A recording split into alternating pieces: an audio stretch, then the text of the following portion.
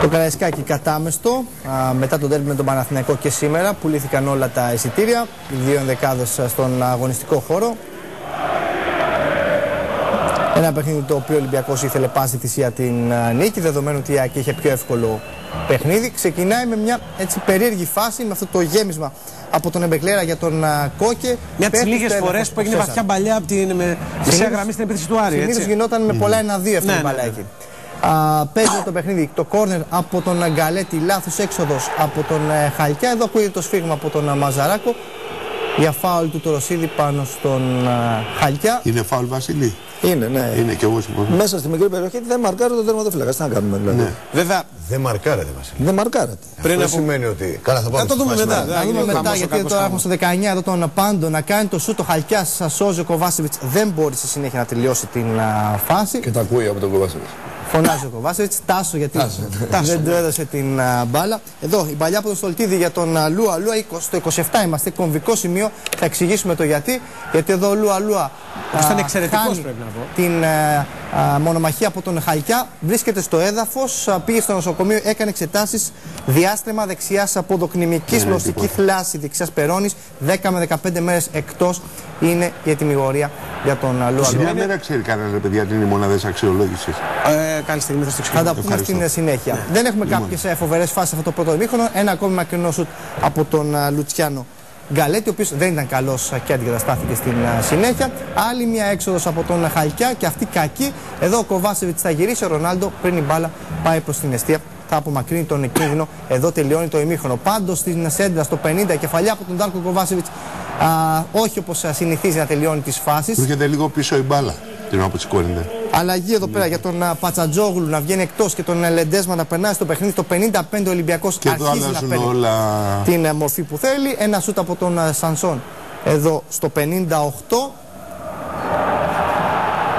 Μία ακόμη προσπάθεια, δεν φτάνει ποτέ στον Κοβάσεβιτς. Και η στιγμή που περίμενε αρκετός κόσμος, ο Μπελούτσι στο 60 περνάει στον αγωνιστικό χώρο αντί του Γκαλέτη.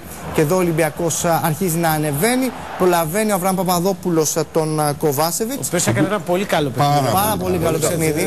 Πάρα πολύ καλό. Ναι. Ο Μπελούτσι εδώ κάνει τις ωραίες ντρίμπλες. Ναι. Το σούτ όμως θα κοντραριστεί. Δεν μπορώ. Όταν έχω το Βασίλειο πέρα δεν μπορώ. Εδώ ο Μπελούτσι αναγκάζει την κερκίδα έτσι να τον χειροκροτήσει. Ήταν πάρα πολύ καλός με το που μπήκε, πολύ δραστήριος. Κάνει και αυτά τα ζογκλερικά που αρέσουν στην κερκίδα. Κάνει και την σέντρα. Στολτίδης στην αγκαλιά του Χαλκιά. Μεγάλη φάση για τον Ολυμπιακό στο 67 με τον Χαλκιά εδώ να σώζει. Εξαιρετική προσπάθεια εδώ από τον Κόκε. Δείτε πως περνάει τον Πάντο και τον Άντζα. Στο 70 βρισκόμαστε. Γυρίζει στο Σανσόν. Αυτός καθυστερεί, τον προλαβαίνει ο Τωροσίδης. Εδώ έχει χρυσή ευκαιρία ο Άρης να προηγηθεί. Η καλύτερη ευκαιρία πρέπει να είναι στο Μαξούρα. Αυτή η καλύτερη φάση για τον Άρη. Εδώ το σουτ από τον Σανσόν, η κεφαλιά του Ρονάλντο. Κεφαλιά του Ρονάλντο. Εδώ αν η μπάλα πάει στην εστία. Δεν είναι τόσο κεφαλιά, αν το δεις, τον βρίσκει περισσότερο. Μπορεί να είναι όμως και offside. Δεν ξέρουμε. Εδώ πολύ μεγάλη φάση και αυτή για τον Ολυμπιακό. Δεν την πιάνει γεμάτη όπως λέμε την κεφαλιά ο Νούνιες από την σέντρα του Τωροσίδη, ενώ είναι απέναντι από τον Χαλκιά στο 76. Δεν έχει κεφάλι καθόλου αυτό ο Νούνιες. Ναι, λίγα πράγματα. Εδώ η μπάλα στο δοκάρι από το σουτ του Στολτίδη. Ο Τωροσίδης κρατάει την μπάλα εντός περιοχής. Τον Κοβάσεβιτς, αυτός στο έδαφος από το μαρκάρισμα του Καράμπελα και του Ρονάλντο. Ο Μαζαράκος δείχνει την άσπρη βουλά. Αυτό μαρκάρισμα. Δεν λένε είναι καραφλός. Μην πείτε τίποτα ακόμα για να δούμε μετά. Όχι, δεν λέμε τίποτα. Υπάρχει ειδικός να μας πει εδώ ο Κοβάσεβιτς ανάμεσα σε δύο ποδοσφαιριστές, τον Καράμπελα και στον Ρονάλντο στο έδαφος ο φόρ του Ολυμπιακού. Ο Τζόρτζεβιτς τέτοια πέναλτι που έχουν σημασία δεν τα χάνει. Δεν θυμάμαι να έχει χάσει κάποιο σημαντικό πέναλτι ο αρχηγός του Ολυμπιακού. Όταν έχει βάλει το γκολ το οποίο είχε βάλει στο Ηλεοφόρο με τον Παναθηναϊκό, την ισοφάρισε εκείνη τη φορά. Στον τέρπι του Ευθυμιάδη. Ναι, τον τέρπι του Ευθυμιάδη εδώ πέρα, μπράβο. Αυτό είναι πάρα πολύ καλό χτυπημένο πέναλτι πάντως στο παραθυράκι. Δεν νομίζω δεν είχε. Εδώ μια ακόμα κούρσα από τον Τζόρτζεβιτς, από την ωραία παλιά του Μπελούτσι, αλλά δεν είναι καλή σέντρα από τον Τζόρτζεβιτς. Είμαστε στις καθυστερήσεις του αγώνα. Είναι η φάση αυτή στο 93 ουσιαστικά, τελευταία φάση και το σφύριγμα από τον διαιτητή. Μάλιστα. Να δούμε γρήγορα δηλώσεις. Γρήγορα δηλώσεις. Είναι καλές και οι δηλώσεις γιατί μιλάνε για διάφορα πράγματα. Θα μας δώσουν και πάσεις για μετά. Ανοιχτό παιχνίδι, θα έλεγα.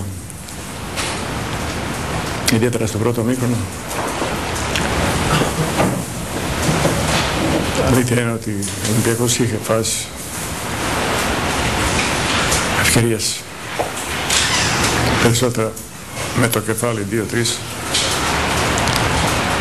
αλλά και εμείς είχαμε πολλές φάσεις που δεν είχαμε σωστές επιλογές να φτιάξουμε πιο κλασική ευκαιρία. Κρατάω πάνω απ' όλα το δεύτερο ημίχρονο, γιατί στο πρώτο ημίχρονο σίγουρα δεν είμαστε καλοί, είμαστε πάρα πολύ νευρικοί. Πήγαμε να βγάλουμε πολύ βιαστικές επιθέσεις. Από εκεί πέρα το δεύτερο ημίχρονο ήταν δύσκολο ξεκινώντας, γιατί ανέβαινε πολύ πίεση για το αποτέλεσμα, αλλά ήμασταν πολύ πιο ήρεμοι, κυκλοφορήσαμε πολύ καλύτερα την μπάλα και πιστεύω ότι δόθηκε και μια διαφορετική ποιότητα στο παιχνίδι με την είσοδο του Λετέσμα και του Μπελούτσι. Αυτά που μας δείχνει στις προπονήσεις είναι πολύ ενθαρρυντικά.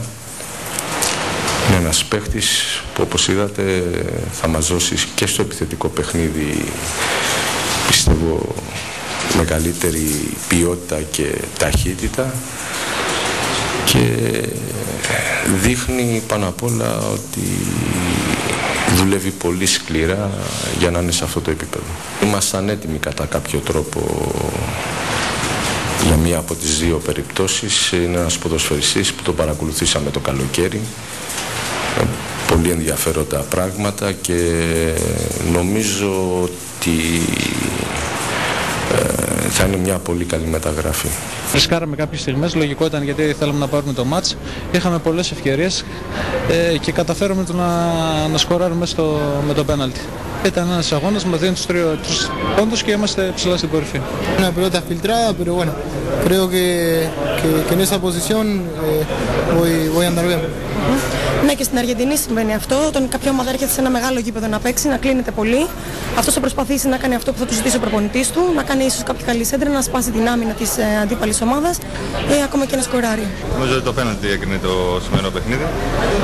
Σαφέστατα έχει μια επιρροχή και είναι λογικό από τη στιγμή που έπαιζε στην έδρα του. Έχω την εντύπωση ότι εμείς ήμασταν στο μεγαλύτερο διάστημα σε παθητικό ρόλο. Προσπαθήσαμε αντιπιθέσεις να παίξουμε και να δημιουργήσουμε κάποια φάση. Γι' αυτό τα ελληνικά είναι πλούσια γλώσσα, έτσι όπως τα μιλάει ο Χαλκιάς, έτσι.